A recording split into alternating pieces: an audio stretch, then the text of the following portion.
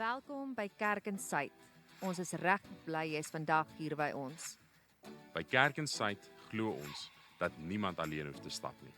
As jy of iemand wat jy ken tans in die hospitaal is of deur 'n moeilike tyd gaan, kontak gerus die kerkkantoor. Ons leraars stap graag saam met jou die pad. Vir enige gebedsversoeke, groot of klein, kan jy ook jou versoek anoniem plaas in die rooi gebedsposbus links voor in die kerk. Jy is ook welkom om dit per e-pos te stuur na gebed@kerkinsuid.co.za. Net 'n vinnige herinnering oor ons jeugbedieninge tydens skoolkwartale. Kinderbediening vind elke Sondag plaas om 8:00 by die jeugsentrum. Tienerbediening begin om 9:40 in die saal. Ons kinders en tieners is vir ons kosbaar en ons glo geloof groei die mooiste wanneer dit saam ontdek word. As jy vandag net kom kuier het, of as jy wonder of Kerk in Suid dalk jou geestelike tuiste kan wees, nooi ons jou graag om na die diens 'n draai te maak by ons nuwe lidmatespan, net buite die hoofingang van die kerk. By Kerk in Suid leef ons met 'n duidelike visie.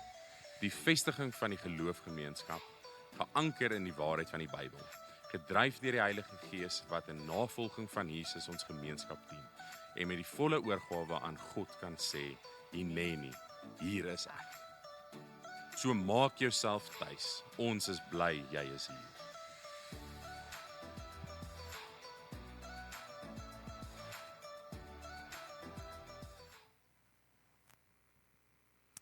Goeiemôre gemeente. Baie welkom by vanoggend se erediens en dan ook baie welkom aan ons kuiergaste. Ons het 'n doopgeleentheid vanoggend, so ons weet dat sulke spesiale geleenthede ook altyd mense van reg oor Suid-Afrika en partykeer ook van die buiteland af of ander gemeentes hier na ons te bring. Mag julle ook vanoggend regtig welkom voel ten spyte van ons obstruksies. Al wat ek wil sê is, as jy vanoggend hier ingeloop het en jy is so 'n bietjie geïrriteerd omdat jy moes verbyskuif en jy kan nie op jou gewone ou plekkie sit waar jy gewoonlik sit nie. Jy kan nie by die deur ingaan nie, jy moes bietjie verder loop vir koffie, dan het Emil en Zeandre in hulle doel geslaag. Julle sal verder vandag sal julle so klein bietjie meer daarvan hoor, maar dit pas so mooi in by die tema en dit waaroor Zeandre vanoggend met ons gaan praat. Voor ek aangaan, kom ons draai na mekaar toe en dan sê ons gou vir mekaar hallo. En goeiemôre.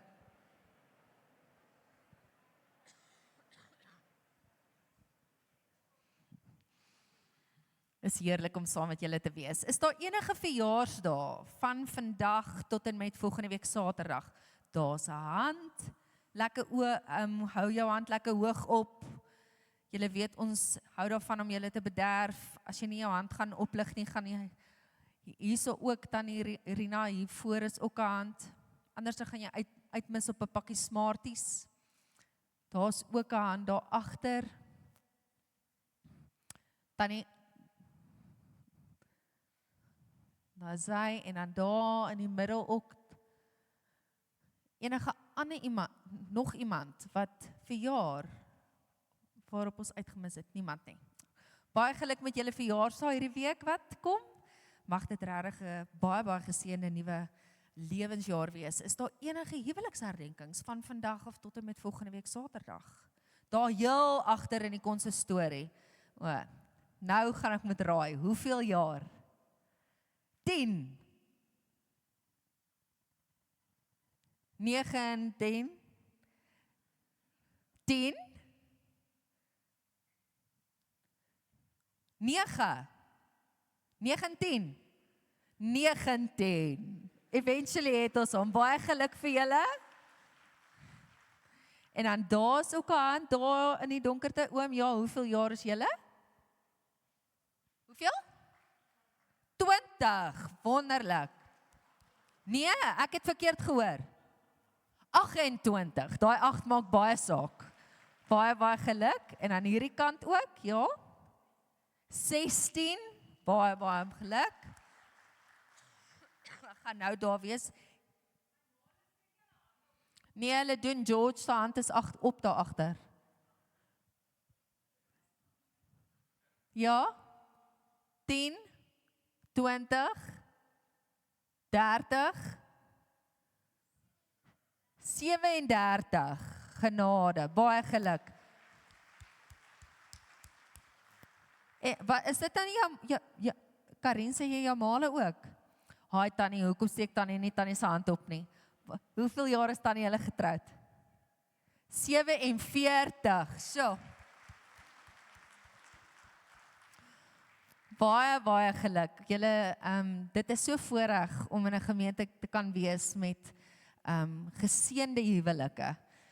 Ons is baie dankbaar saam met julle en mag jy hierdie volgende jaar vir julle nuwe huweliksjaar ook regtig 'n besonderse tyd wees en mag julle ongelooflike geestelike verdieping ervaar saam met die Here as 'n eenheid. Ek het vanoggend net 2 afkondigings. Die heel eerste ene is ons Kansa Golfdag. Julle weet van ons Kansa Golfdag, dit is die 19de Maart. Ons het nog borge nodig. So as jy of dalk jou maatskappy of dalk julle selgroep of groeigroep, wat ook al, as julle voel julle wil dalk 'n borg kom gee vir hierdie golfdag, sal ons dit vreeslik baie waardeer. Julle kan vir oom Henry Blommerus of vir tannie Rina van Rooyen skakel. En dan is daar nog 4 balle oor. Nee, ek dink so, nee, tannie Elsa, ek dink dis wat tannie Agnes gesê het. So daar's nog 4 balle oor wat iemand ook kan borg, of as jy daarvoor wil inskryf. Ons sal dit ook vreeslik waardeer. Julle weet ons Kansa Golfdag is elke jaar regtig 'n groot sukses en ons glo dit gaan hierdie jaar ook wees. Dan ons tweede afkondiging, ons nooi jou uit na 'n evangelisasie toerustingsbedieningsaand saam met Amanda. Dit is deel van haar teologiese studies en dit is die 16de Maart hier in die kerk van 6:30 tot 8. En dit is 'n geleentheid waar jy gaan leer hoe om evangelisasie werk te doen. In jou omgewing, by jou werk, wat ook al dit behels in die omgewings waarin jy beweeg. So dit is ons enigste 2 afkondigings vir vandag. Nee, in die saal nie, hier in die konsistorie, so net daar agter gaan dit wees. So die golfdag, maak 'n knoop in die oor en dan die 16de Maart. Enigiemand is welkom, julle kan vir Amanda 'n boodskap stuur as julle belangstel daarin. Dan is ons ook vanoggend pynlik bewus daarvan dat hier baie gemeentelede sit met vriende of familie in die Midde-Ooste. Of dit nou is in Abu Dhabi of Dubai of Doha, oral waar daar op hierdie stadium besig is met oorlog. En ons wil vir julle sê, ons dink aan julle ook en ons bid ook vir julle. En terwyl ons nou vanoggend ons hoofde gaan buig om die diens op so 'n manier ook te begin, gaan ek vir julle so 'n paar minute, so 'n paar sekondes stilte tyd gee om ook in te tree vir nie net ons mede vriende en familie nie, maar ook ons mede gelowiges wat dalk in gevaar is. So kom ons sluit die oë.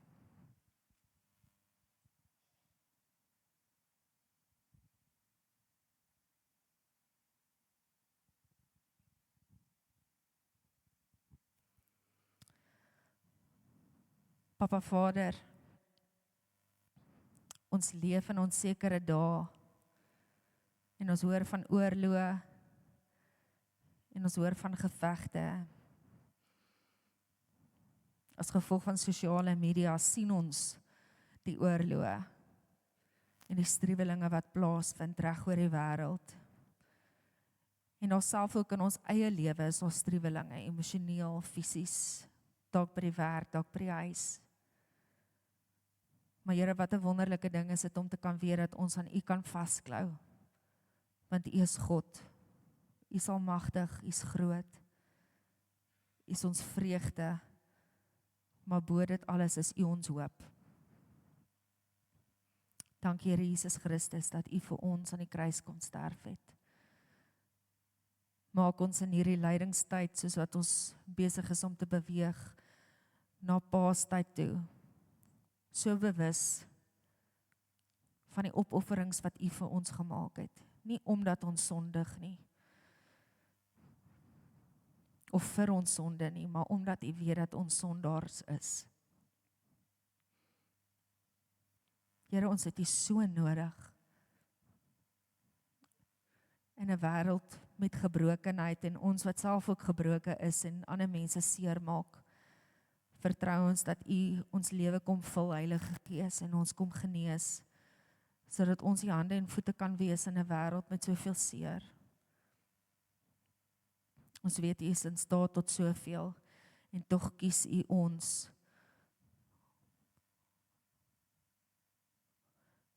om U liefde te gaan leef. Dankie dat ons vir mekaar kan bid.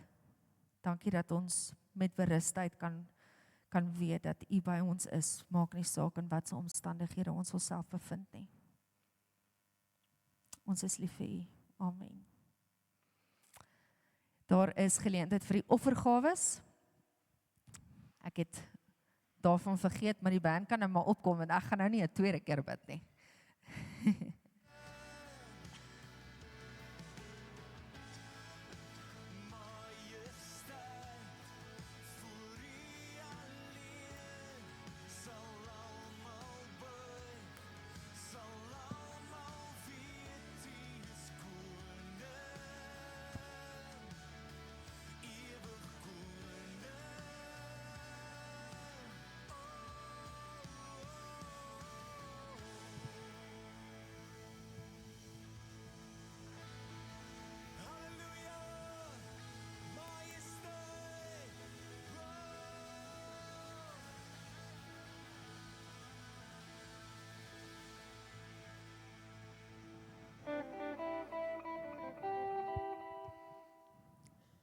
Gemeente, dan kan julle staan, gaan ons met ons stemme, ons wesens, alles die Here loof en prys. Kom ons sit ons fokus op hom.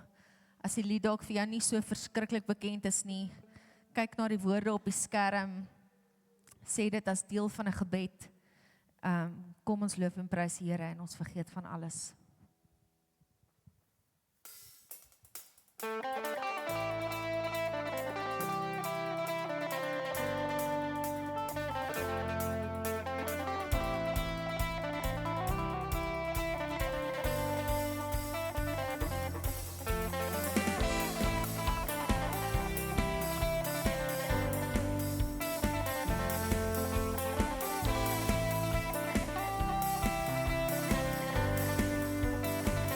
Maak op ons so in die donker nag, skyn met U helder lig.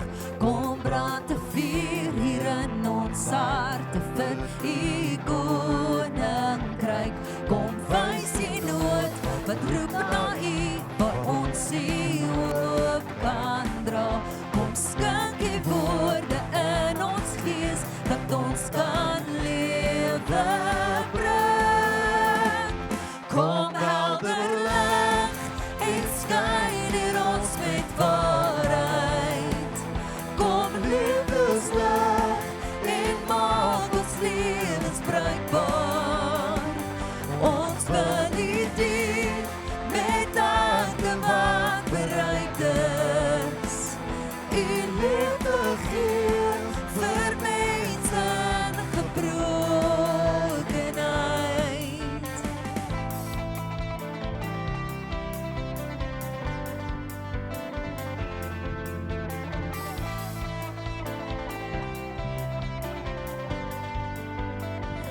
Kom werk deur ons, stuur ons met liefde wat verlossing bring. Vul ons met vreugde, gee ons krag, dat ons U beeld kan dra. Ons gee ons hande, voete, lippe, gee ons self vir U. Mag al ons woorde, dade, denke U groot naam uitskree. Kom helder lig en skyn in ons met waarheid. Kom liefdeslig en maak ons lewens bruikbaar. Ons wil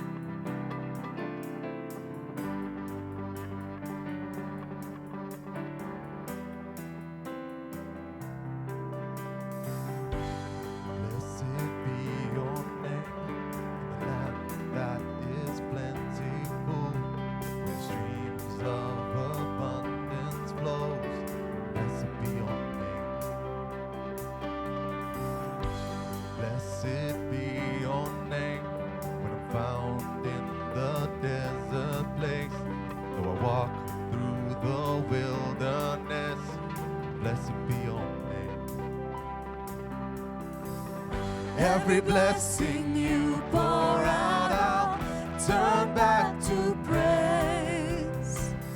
When the darkness closes in, Lord, still I will say, blessed be the name of the Lord. Blessed be your name. Blessed be the name of the Lord. Blessed be your glorious name. Blessed be your name. The sun shining down on me. The world's all as it should be. Blessed be your name. Blessed be your name. The road marked with suffering. There's pain in the offering. Blessed be your name. Every blessing you pour out, I'll turn back to praise. When the darkness closes in, Lord, still I will say, blessed be the name of the Lord. Blessed be your name. Blessed be the name of the Lord. Blessed be your glorious name. You give and take away. You give and take away. A heart will choose to say, Lord, blessed be your name. Blessed be the name of the Lord. Blessed be your name. Blessed be the name of the Lord. Blessed be your glorious name.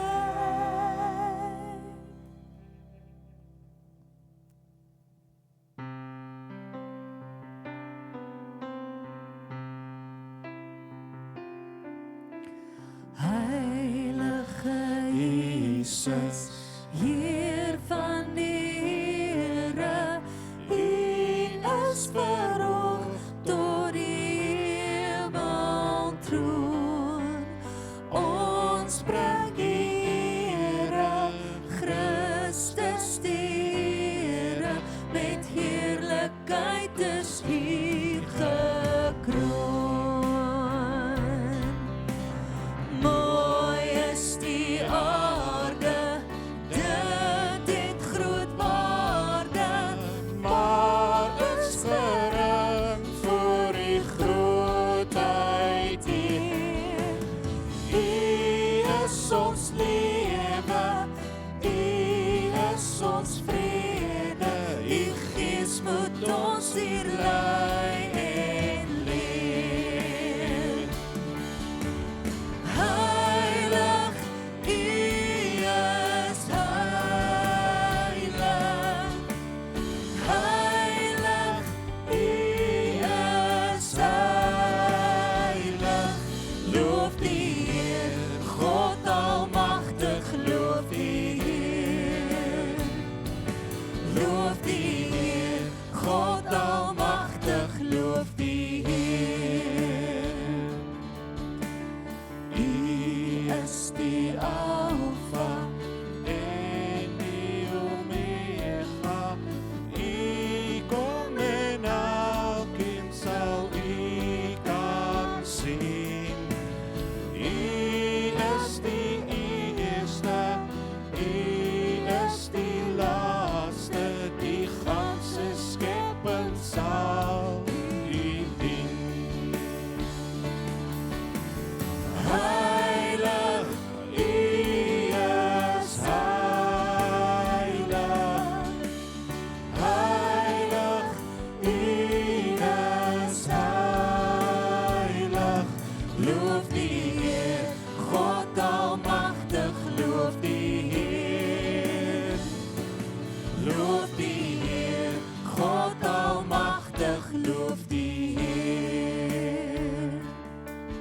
Genade onbeskryflik groot, het U aan my bewys.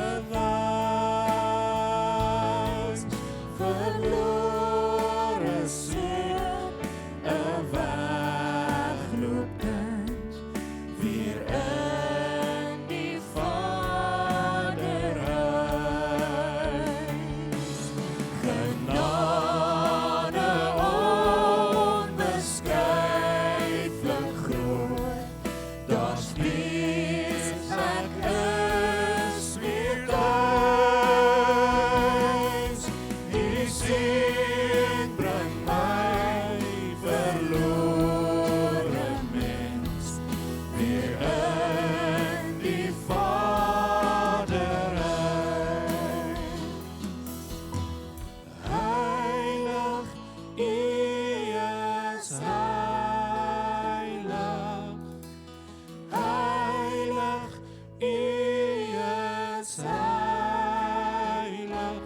loof die Heer, God almagtig, loof die Heer. Loof die Heer, God almagtig, loof die Heer.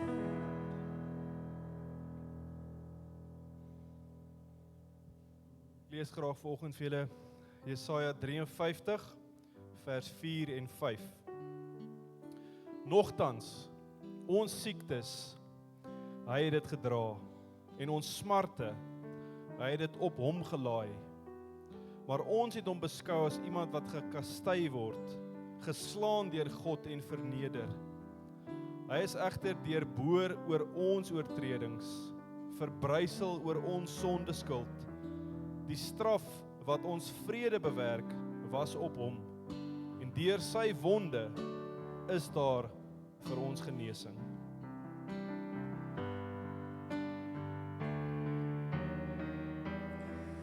Our God is an awesome God. He reigns from heaven above with wisdom, power, and love. Our God is an awesome God. Our God is an awesome God. He reigns from heaven above with wisdom, power, and love. Our God is an awesome God. Our God is an awesome God. He reigns from heaven above with wisdom, power, and love. Our God is an awesome God. Our God is an awesome God. He reigns from heaven above with wisdom, power, and love. Our God is an awesome God. Our God is an awesome God.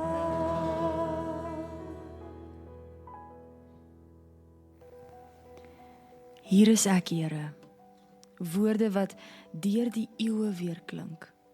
Abraham, Moses, Jesaja, Samuel, mense wat gesê het, stuur my. Maar daar was een wat nie net gesê het nie, hy het dit geleef. In elke tree, in elke woord en in elke stilte. Jesus, die weg, die waarheid, die lewe. In pyn het hy die weg vir ons geloop. Sonder woorde het hy as die waarheid gestaan. Aan die kruis het hy vir ons die lewe gewen.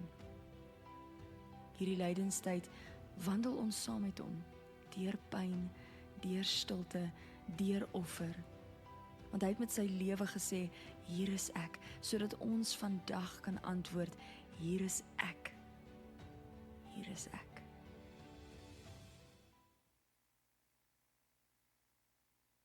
Asof die geslote deure en die een pad in nie genoeg is nie, is hier nog 'n bordjie wat waarsku dat die klippe uit die lug uit kan val. Is moeilik. Hierdie is 'n lydenspad. Op 'n skaal van 1 tot 10, wie was saam met my by so 8, 9 vanoggend toe julle ingekom het? Toe jy nie verby kon kom nie, dankie vir julle eerlikheid. Dis eintlik minder hande as wat ek verwag het. Ons het hierdie doelbewus gedoen. Ons het die cones neergesit, die pad uitgemerk met 'n doel. Een deur vir soveel mense om in te kom.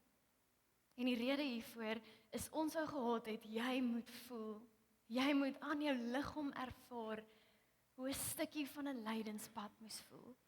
Al is dit net vir 'n oomblik, moes jy ervaar hoe dit voel wanneer jy nie beheer het oor die pad wat voor lê nie. Wanneer jy nie 'n keuse het nie. Wanneer jy nie kan ingaan waar jy wil nie. Jy het opgestaan, jy ken jou kerkroetine, jy weet by wat se deur jy ingaan. Jy weet waar jy gewoonlik sit. Maar vanoggend lyk dit en werk dit so 'n bietjie anders. Hoeveel van ons het nie gedink staf dit en probeer om op dieselfde manier in te kom nie? Dis want ons geneig is om te gaan, ons is net mense. En ek verstaan dit. Ek verstaan daai emosie. Maar hier is dat ons wil hê jy moet weet vanoggend.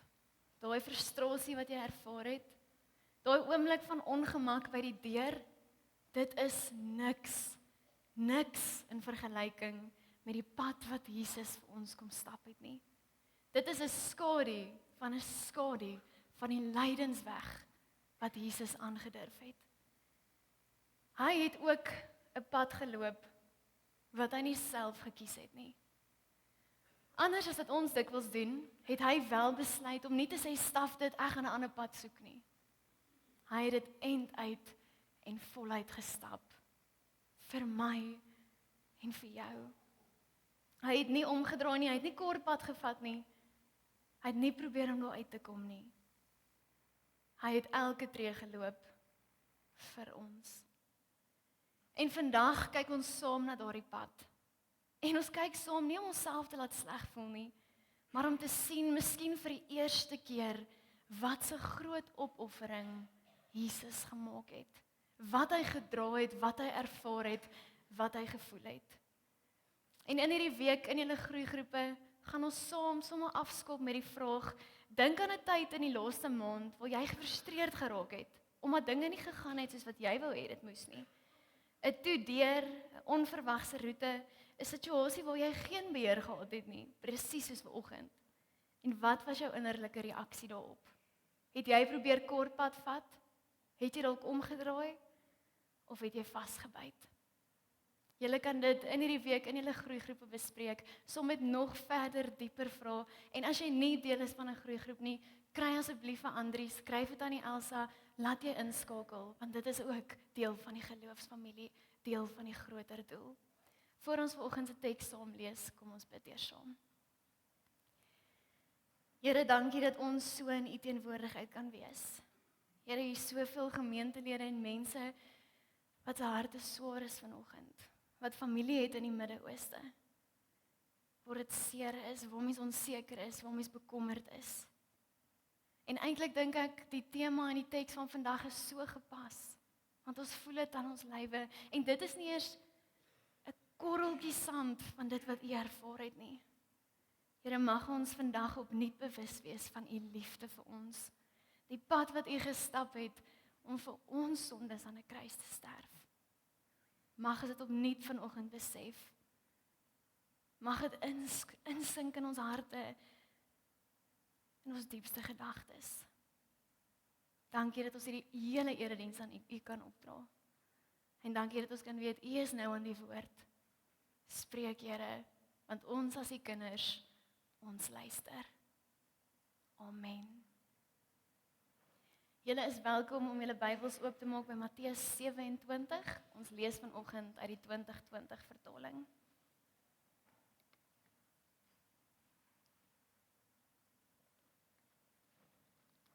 Ons lees vanaf vers 27 tot 37. Vers 27. Toe het die soldate van die prokurator vir Jesus na die pretorium saamgeneem en die hele kohort soldate by hom byeengebring. Hulle het sy klere uitgetrek en 'n helder rooi mantel om hom gehang. Nadat hulle 'n kroon van doringtakkies gevleg het, het hulle dit op sy kop gesit en 'n riet in sy regterhand. Hulle het voor hom gekniel en met hom die spot gedryf. Gegroet, koning van die Jode. Hulle het op hom gespoeg en die riet geneem en hom herhaaldelik op sy kop geslaan. Tot sover vereers. Hier het hy reeds die geeseling oorleef. Oorleef, as jy dit so kan noem. Sy rug is oopgeskeur, die bloed vloei, elke senuwee in sy liggaam skree. En dan, in plaas van hom rus te gee, sleep hulle hom saam na die pretorium, daar waar die soldate gestasioneer is. En daar wag 'n hele afdeling soldate op hom. Ongeveer 600 man. Hierdie is Syriese huursoldate wat die Jode verag. Hulle het niks om te verloor nie. Hulle het niks om te bewys nie. Al wat hulle dink nou hulle taak is om hierdie bloederige koning belaglik te maak. Dis hulle taak, dis hulle doel vir vandag. So wat doen hulle? Hulle trek hom kaal uit. Hier's geen genade nie, geen huiwer nie. Hulle geniet dit wat hulle besig is om te doen. En dan begin die drama waarvan ons nou net gelees het. Eers die mantel. Hierdie is 'n ou, growwe soldatemantel, 'n mantel vol stof en sweet. En dit word oor sy rou, oopgeskeurde liggaam aangetrek. Ons kan amper die geluid hoor.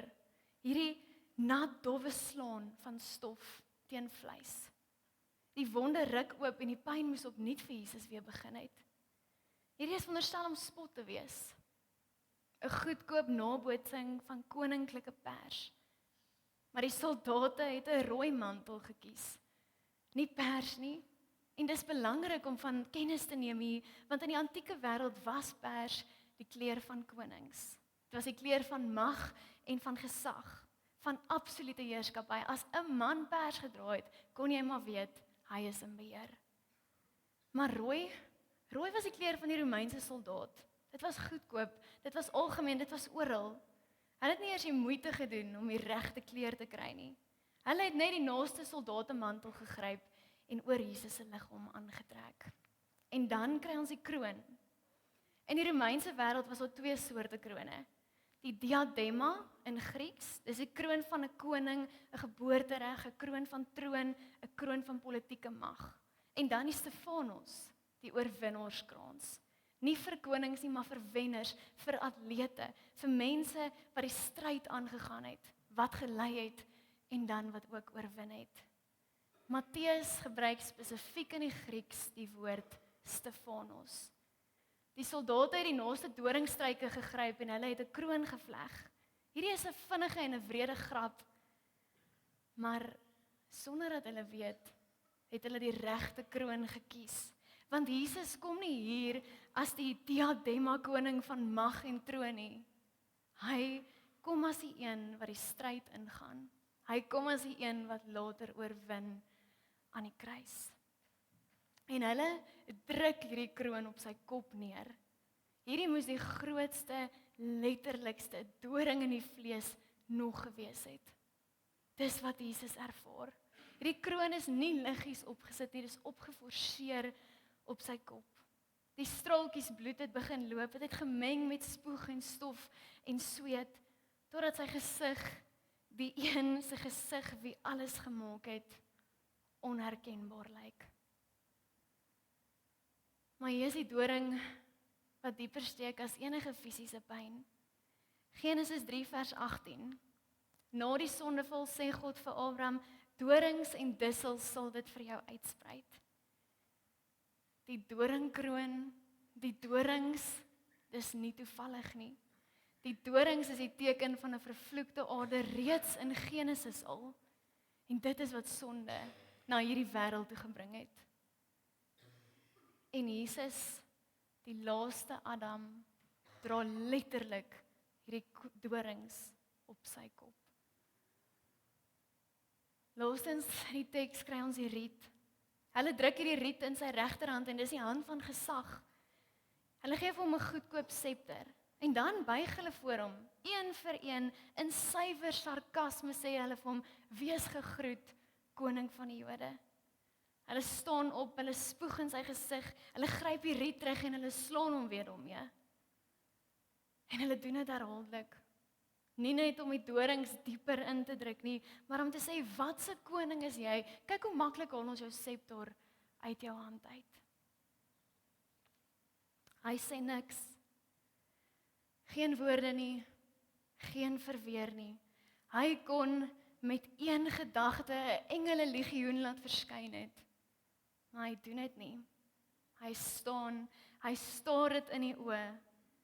Hy weet wat kom, hy weet wat op hom wag en hy bly staan. Hierdie is die mees doelbewuste daad in die geskiedenis van die heelal. Want daar is 'n woord in Hebreëus, hineni, op die bord, julle weet is ons jaartema, wat deur die Bybel weer galm soos 'n goue draad. Abraham by Moria het vir die Here gesê, hineni, hier is ek. Moses by die brandende bos, hineni. Jesaja in die tempel toe God vra wie hy kan stuur, toe sê Jesaja, hineni, hier is ek, stuur my. Elke keer is hierdie 'n oomblik van absolute oorgawe, van iemand wat voor God staan en sê, ek is hier, ek is volledig hier, sonder voorgee, gebruik my, stuur my. En nou, terug by die verhaal waarmee ons vandag besig is, hier in die Pretorium, omring deur spot en bloed en dorings, staan Jesus. En sonder om 'n woord te sê, sê hy die grootste hineni wat nog in die geskiedenis gesê is. Hy sê, hier is ek in pyn vir jou. Vers 31. Nadat hulle met hom gespot het, het hulle die mantel afgehaal, sy boklere vir hom aangetrek en hom weggelei om hom te kruisig. Op pad na buite het hulle 'n man van Sirene met die naam Simon teëgekom. Hulle het die man gedwing om Jesus se kruis te dra. Toe hulle by 'n plek kom met die naam Golgotha, wat kopbeenplek beteken, het hulle vir hom wyn gemeng met 'n giftige kruid gegee om te drink. En toe hy dit proe, toe wou hy dit nie drink nie.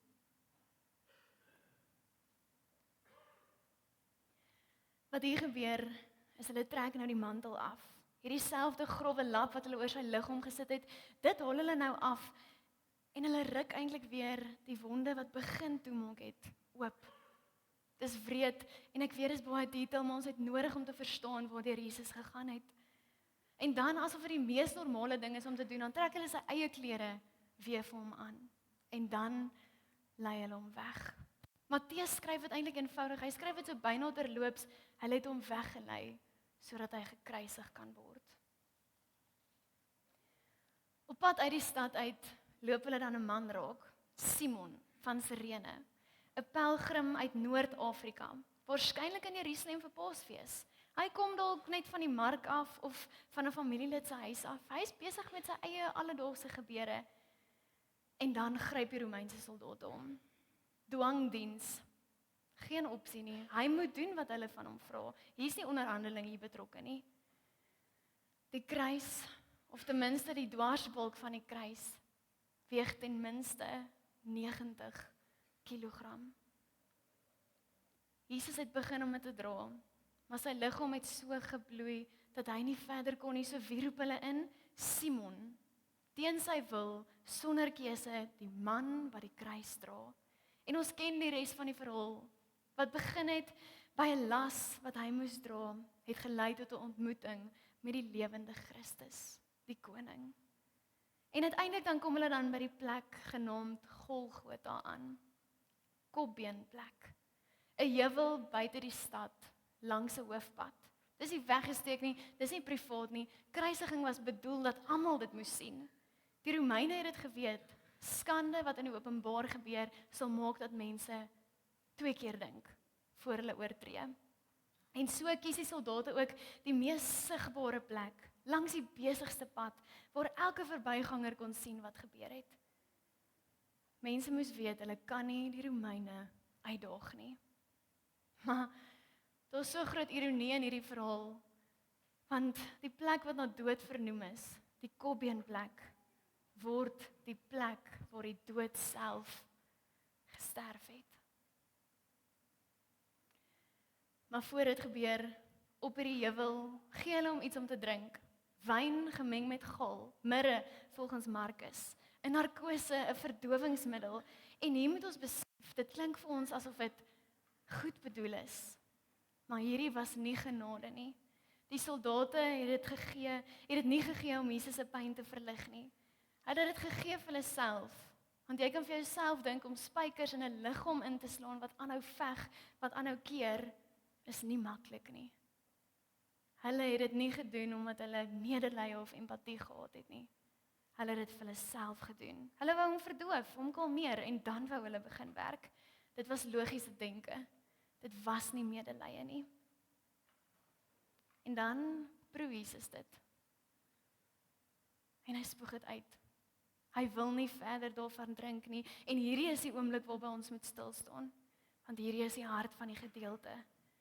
Hy kon dit gedrink het, maar hy weier. Doelbewus wetend weier hy om dit te drink. Met die spykers wat wag, met die kruis wat wag, met die volle donkerte van God se straf wat wag, weier hy die verdowing. Hoekom weier hy dit? 'n Bekende teoloog, John MacArthur, skryf, hy wou nie verdoof word nie. Hy wou die volle pyn voel. Hy wou die volle straf van God dra. Want ons 'n beker wat hy wel moet drink. En dit is nie hierdie een nie. En is presies hier waar die teks 'n baie duidelike vraag aan ons vandag stel. Nie 'n morele vraag nie, nie 'n sielkundige vraag nie, maar 'n diep teologiese vraag. Het jy al werklik besef wat se pyn hy vir jou aan daardie kruis gedra het? Ons kan nie ten volle begryp wat dit beteken dat hy die verdowing geweier het, as ons nooit gestil gehou het om te voel, om te dink oor dit wat hy moes ervaar nie. As jy nooit werklik bewus geword het van die diepte van jou eie sonde, jou eie gebroke toestand nie. Baie van ons leef ons lewe met 'n beker gaal in die hand. En hierdie gaal of middel, wat ook al die vertaling sê dit is nie die Romeine se nie. Dis ons eie verdowing. Ons wil ook verdoof. Ons hou onsself besig met goed om nie die realiteit in die gesig te staar nie. Ons gaan net aan, ons sing liedere, ons bid die gebede, maar ons raak nooit werklik bewus van die diepte van die pyn wat Jesus aan daardie kruis vir ons gedra het nie. En die rede is eenvoudig.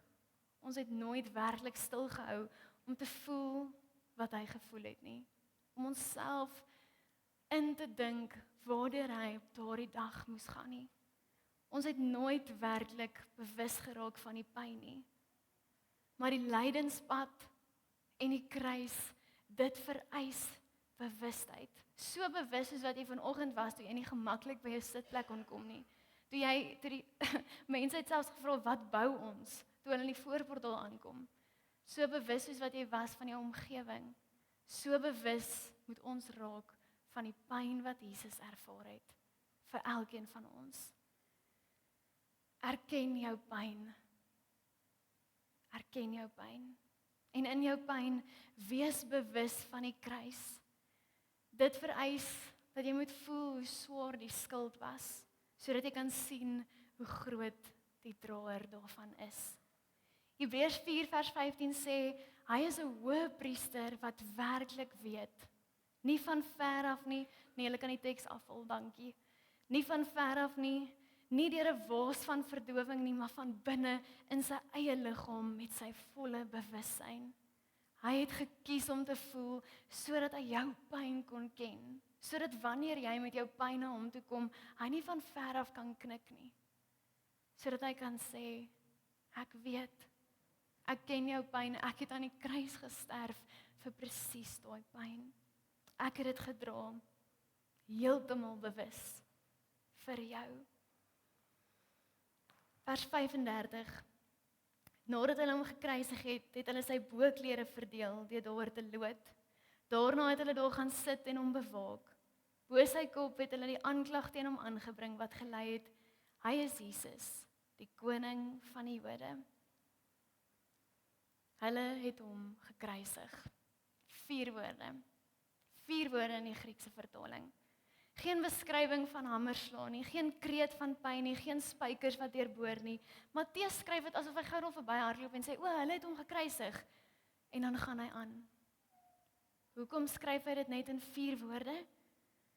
Want Matteus is nie hier om jou fisies te skok nie. Matteus se doel is om jou geestelik wakker te skud. Dis sy doel. Sy fokus is nie op die spykers nie. Sy fokus is nie op die mense nie. Sy fokus is op die hardheid van die menslike hart.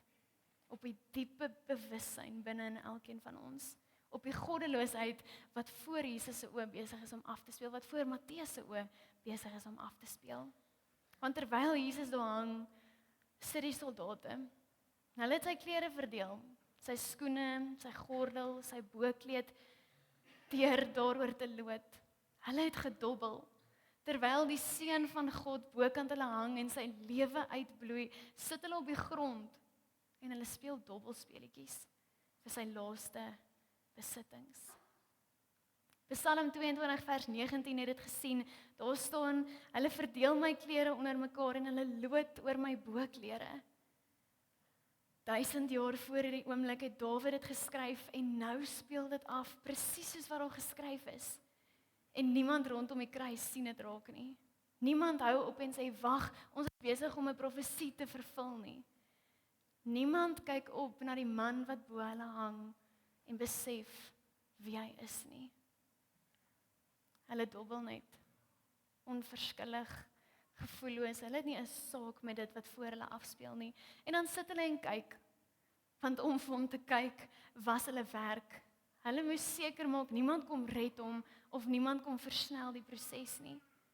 Hulle kyk, met morbiede fascinasie, kyk hulle na hierdie kruisigingsverhaal. Hulle kyk na 'n man wat stadig sterwe. Geen medelee nie, geen ongemak, dit raak hulle nie eers nie. Net die koue, gevoellose blik van mense wat so ver van God afgedwaal het, dat lyding hulle nie eers meer raak nie. En aan bo sy kop hang daar 'n bordjie wat sê, hy is Jesus, die koning van die Jode. Pilatus het dit laat skryf, in 3 tale, sodat niemand dit nie kon verstaan nie. Hy het dit geskryf in Aramees, in Grieks en Latyns, die algemene tale van daardie tyd. Die Joodse leiers het dit gehaat. Hulle het gesê, moenie skryf koning van die Jode nie, hy sê hy is koning van die Jode. Maar Pilatus antwoord, wat ek geskryf het ek geskryf. Hierdie was sarkasme. Hierdie was 'n grap op die Jode. Dit is asof hulle sê, kyk na julle koning, kyk wat ons besig is om met hom te maak. Maar hier is nog ironie in die teks. Selfs die vyande verkondig die waarheid. Pilatus se spot word God se ewige getuienis. Die bordjie wat bedoel was om te verneder, hang daar as die mees akkurate teologiese stelling nog. Hy is die koning, hy is. En hulle, die mense wat dit geskryf het, die mense wat gekyk het, die mense wat verbygeloop het en gespot het, hulle het dit alles gemis. En tog hier op hierdie plek hang Jesus aan 'n kruis en hy ervaar die pyn van verwerping letterlik aan sy eie lyf, waar sy eie mense hom volkome mis. En hy bly. Hy kies om te bly. Hy kon afklim, maar hy doen dit nie. Hy roep nie die engele nie. Hy bly in die pyn, in die verwerping, in die blindheid van die mense rondom hom en hy sê deur elke oomblik van lyding, hier is ek in pyn vir jou. Dis presies dit wie God is. Hy is nie 'n God wat van ver af kyk en sy arms vou terwyl sy mense hom mis nie. Hy is 'n God wat terwyl die soldate dobbel, terwyl die bordjie daar hang, terwyl mense blind verbyloop, steeds uitreik, steeds roep, steeds smag na 'n verhouding met ons. En is juist dit wat die hart van die verbond is. Want verbondstaal is nie ingewikkeld nie. Dis die eenvoudige, diep woorde wat God gesê het, ek sal jou God wees. Dit is nie, dit is hier is ek. Dit is verbondstaal. Ek is nie ver nie, ek is nie daar nie, ek is hier. Ek is nie versteek agter wolke van majesteit nie. Ek is hier, ek is teenwoordig, ek is naby vir jou. Abraham het dit geken, Dawid het dit geken en hier op Golgotha word hierdie verbond nie verbreek nie. Dit word volbring deur sy liggaam, deur sy bloed, volkome. Die blindheid van die mense om die kruis het hom nie gestop nie. En ons blindheid vandag stop hom nog steeds nie. En presies daai wete is wat ons vandag gaan vier met die doop. Nie 'n seremonie van wat ons vir God doen nie, dis glad nie wat dit is nie. Dis 'n verbondsteken. Dis 'n sigbare seël van die belofte wat God self gemaak het. Dat hierdie God, die God van die kruis, die God van Golgotha, die God wat die pyn geken het tot in sy murg, sy verbond bevestig aan sy kinders. Nie omdat hulle dit verdien nie, maar omdat hy dit van ewigheid af al gekies het. Dis wie hy is, dis sy karakter. Hy sê, hier is ek, ook in pyn, vir jou. Amen. Ek wil dan nou graag ons doopouers vorentoe roep. Konrad en Mirka van Deventer, julle is welkom en Duan en Elisma Wolmerons, julle is ook welkom.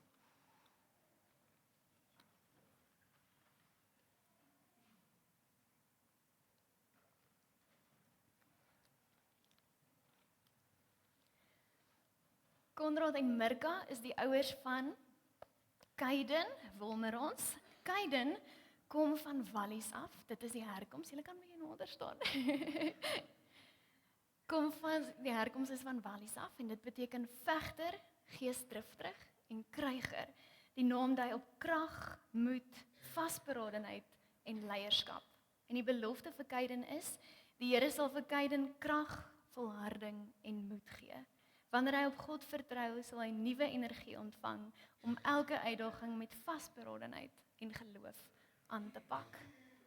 Dan Duan en Elisma Wolmerons is die ouers van Janko Wolmerons. Janko, julle weet seker, kom van Hebreëus. Dit is afgelei van Johannes of Jan en dit beteken God is genadig. Die Here se genade en God se guns. En die belofte vir Janko is: Janko staan onder God se voortdurende genade, beskerming en getrouheid.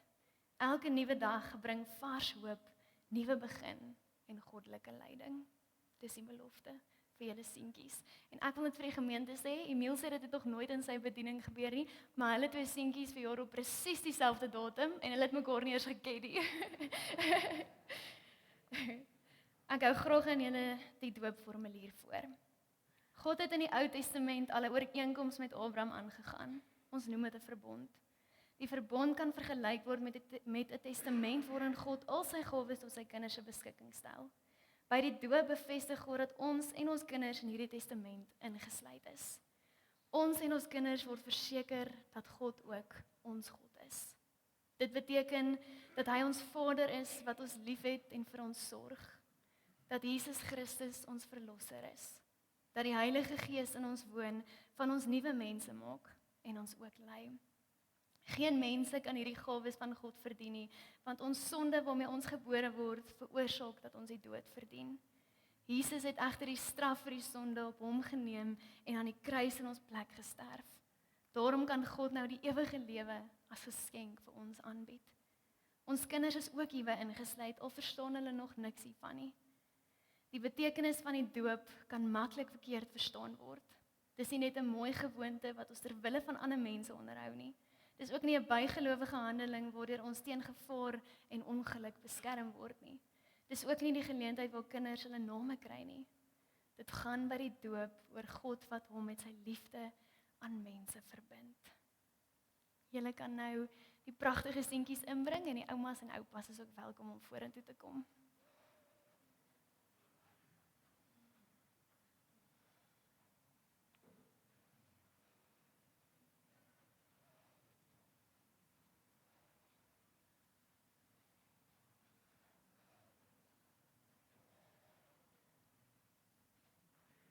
Die voorbeeld van grootouers of julle voorbeeld dra by tot die verbond wat julle nakom. En dis hoekom julle vandag hier kan staan. Hier's Hanna ook, sussie. Ag, hulle lyk so mooi. Dankie ook vir die grootouers se voorbeeld, ook in elke kind en in julle kinders, kleinkinders se lewe. Ons sien dit raak en ons waardeer dit. Voor ons gaan doop, kom ons bely eers saam ons die apostoliese geloofsbelijdenis. Die gemeente kan staan en dit saam sê.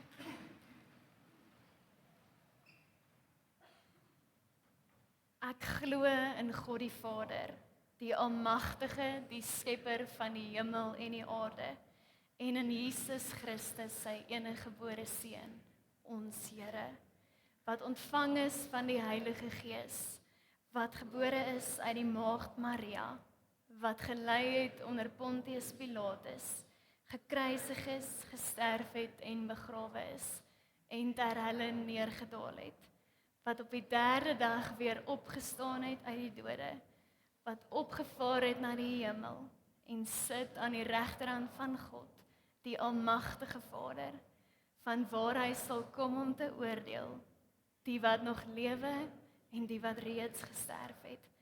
Ek glo in die Heilige Gees. Ek glo aan 'n heilige, algemene Christelike kerk, die gemeenskap van die heiliges, die vergifnis van sondes, die opstanding van die vlees en 'n ewige lewe. Amen. Dankie, julle kan sit.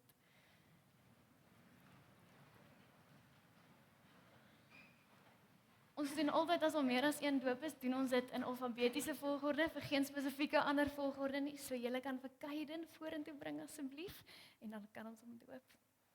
Kom hou hom hier dat die kamera hom baie mooi kan sien, dat julle kan inzoom op hom, want almal wil sien. Kaiden van Deventer. Kyk hoe lag jy. Ek doop jou in die naam van die Vader,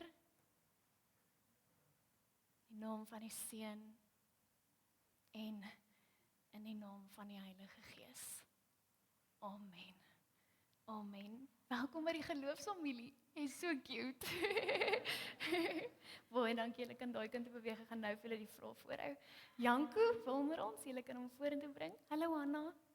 Hanna het gevra dat ons Awesome God sing. Het jy gehoor ons het hom gesing?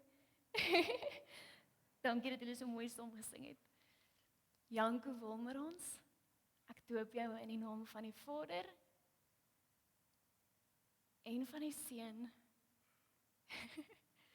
en van die Heilige Gees. Amen. Amen. Dankie julle. Die doop wat ons sopas bedien het, bevestig aan ons God se genade en sy liefde. Dit maak ons en ons kinders bewus van die vaste grond waarop ons geloof rus. Daarom kry julle as ouers ook die geleentheid om op God se genade te antwoord deur die volgende te beloof. Beloof julle om hierdie kind soos hy groter word oor die betekenis en eise van die genadeverbond in te lig. Beloof julle om vir hom 'n voorbeeld te wees van geloof en gehoorsaamheid. Beloof julle om hom te help om God se beloftes sy eie te maak. Merka, Konrad, wat is hart op julle antwoord? Ja. Tuan en Elisma, wat is hart op julle antwoord? Ja. Deur die doop het hierdie kinders deel van die gemeente geword. Daarom het elkeen van ons 'n verantwoordelikheid om deur gebed en voorbeeld hierdie kinders en hulle ouers te ondersteun. Beloof julle om hierdie verantwoordelikheid so na te kom dat hierdie kinders die Here kan leer ken, kan liefkry, kan dien en kan groot word tot eer van sy naam. Kaiden se oumas en oupas, wat is hart op julle antwoord? En dan Janko se oumas en oupas, wat is hart op julle antwoord? En dan die familie, waar sit julle? Dink daar was familie? Daar's familie, is daar nog familie iewers? Wat is hart op julle antwoord? Nog familie? Ek nie hande gesien nie. En dan die gemeente, wat is hart op julle antwoord? Ja. Julle het gehoor, julle is getuienis hiervan, die gemeente gaan julle ondersteun, julle familie gaan julle ondersteun. Welkom by die geloofsfamilie. Is hulle nie net mooi nie? Ons het sulke mooi gemeentekinders. Dan gaan ek nou vir julle die doopseël en die kers en die Bybel oorhandig. Ekskuus. Ons gaan eers Kaiden sin. Oeps.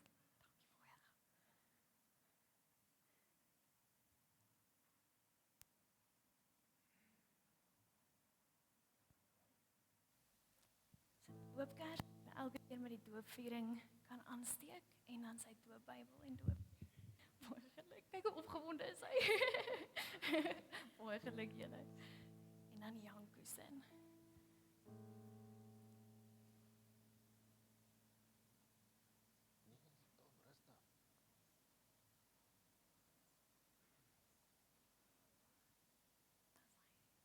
Doopkers wat jy elke keer met die doopviering kan aansteek.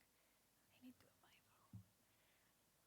Baie geluk julle, baie geluk. Ons wil nou graag vir hulle ook 'n seënlied sing. So julle is welkom, kom staan 'n bietjie nader, dan kan ons die gemeente, julle is welkom om julle hande uit te steek.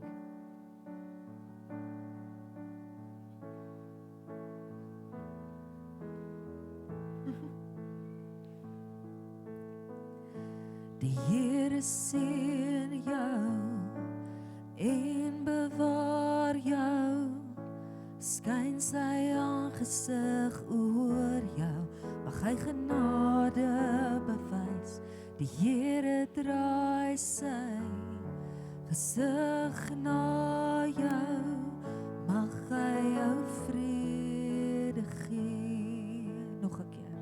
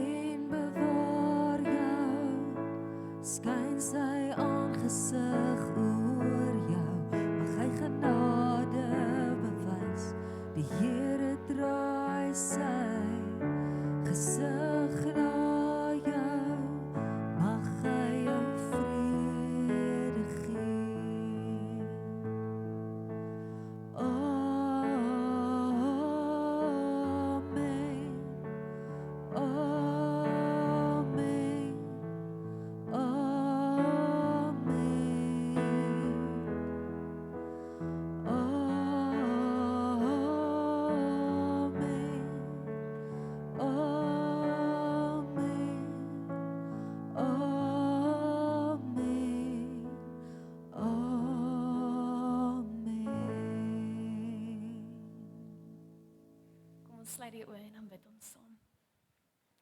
Here, dankie dat ons vanoggend getuienis kan wees van u verbond. Van u, ek is die God wat by julle is.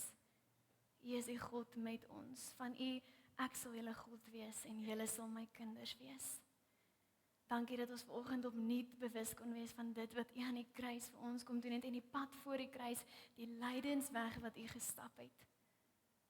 Here, mag elke babietjie, elke kind, elke groot mens, elke ouma en oupa bewus wees daarvan. Dankie dat ons getuies kan wees van u liefde. Groot liefde, liefde wat ons eintlik nooit sal kan begryp nie.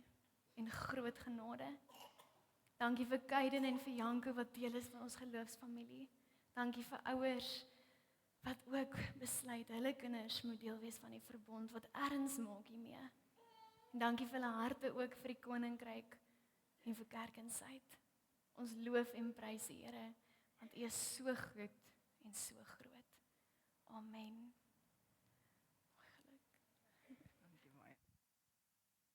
Mooi geluk.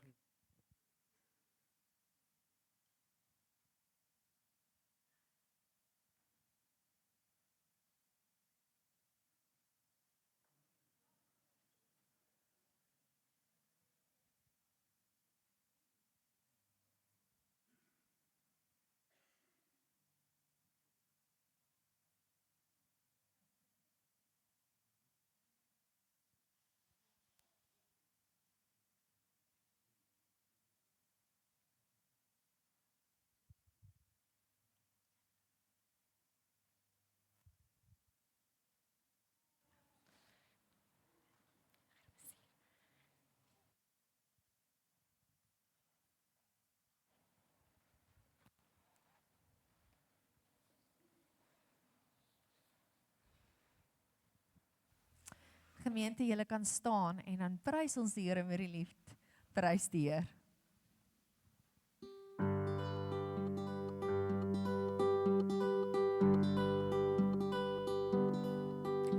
Die Here is my vesting, die Here is my krag, hy is my bron en hy is my redding, die een op wie ek wag. Die Here is my voorspoed, hy sal vir my voorsien, soos 'n pa sorg vir sy kinders, gee hy meer as wat ek ooit sou kon verdien. Prys die Here, o my siel, prys die Here, want hy is goed. Prys die Here, als wat lewe, prys die Heer. Prys die Here, o my siel, prys die Heer, want hy is goed. Prys die Here, als wat lewe, prys die Heer. Die Here is my vesting, die Here is my krag, hy is my bron en hy is my redding, die een op wie ek wag. Die Here is my voorspoed, hy sal vir my voorsien, soos 'n pa sorg vir sy kinders, gee hy meer as wat ek ooit sou kon verdien. Prys die Here, o my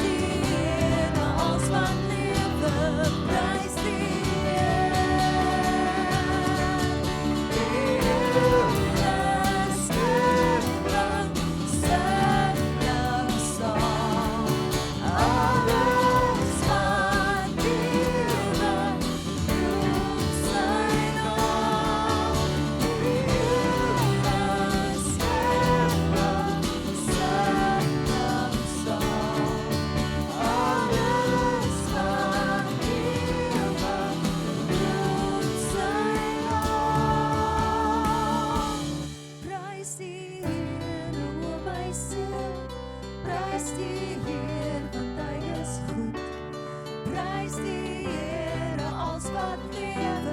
Prys die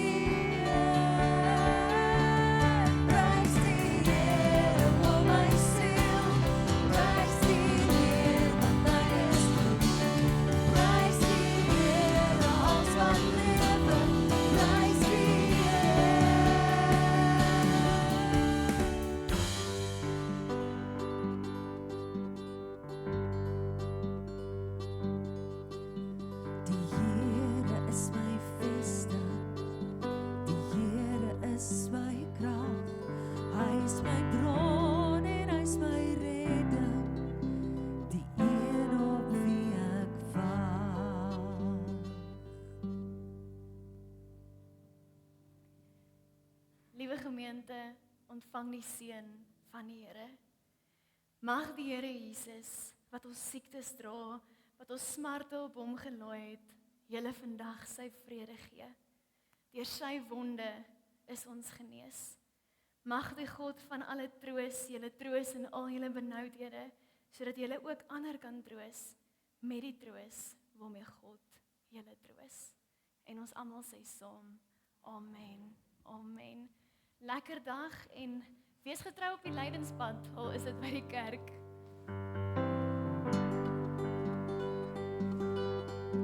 Die Here is my vesting, die Here is my krag, hy is my bron en hy is my redding, die een op wie ek wag.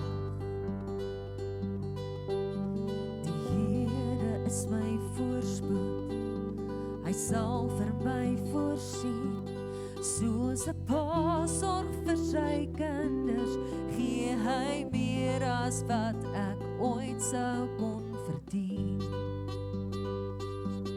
Prys die Here, o my siel, prys die Here, want hy is goed. Prys die Here, als wat